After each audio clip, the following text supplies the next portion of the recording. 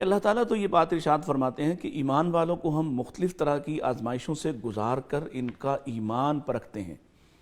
قرآن مجید میں ایک بات تو یہ ارشاد فرمائے گی وَلَنَبْلُوَنَّكُم بِشَيْءٍ مِّنَ الْخَوْفِ وَالْجُوعِ وَنَقْصٍ مِّنَ الْأَمْوَالِ وَالْأَنفُسِ وَالثَّمَرَاتِ وَبَشِّرِ الصَّابِرِينَ۔ ایک طرف تو یہ کہا گیا کہ یہ مختلف قسم کی مصیبتیں ہیں جو ہر کسی کو درپیش ہیں، اور آپ کو اس کی زندگی سے گزرنا ہی پڑے گا، اور فائدہ صرف اس صورت میں اٹھایا جا سکتا ہے کہ آپ صبر کرنے والے ہوں۔ یعنی جو مصیبت آ جائے، پہلے تو یہ ہے کہ آئے گی اللہ کی طرف سے، اور آ جائے تو پھر آپ نے بے صبری اور اس طرح سے کم پستی کا اور کم حوصلگی کا مظاہرہ نہیں کرنا، بلکہ اللہ تعالیٰ کی اس بھیجی ہوئی اس پریشانی پر اللہ سے ہی امید رکھنا ہے۔ پھر یہ ہے کہ جو بھی صاحب ایمان ہے، قرآن مجید نے کہا وَلَقَدْ فَتَنَّا الَّذِينَ مِن قَبْلِهِمْ فَلَيَعْلَمَنَّ اللَّهُ الَّذِينَ صَدَقُوا وَلَيَعْلَمَنَّ الْكَاذِبِينَ۔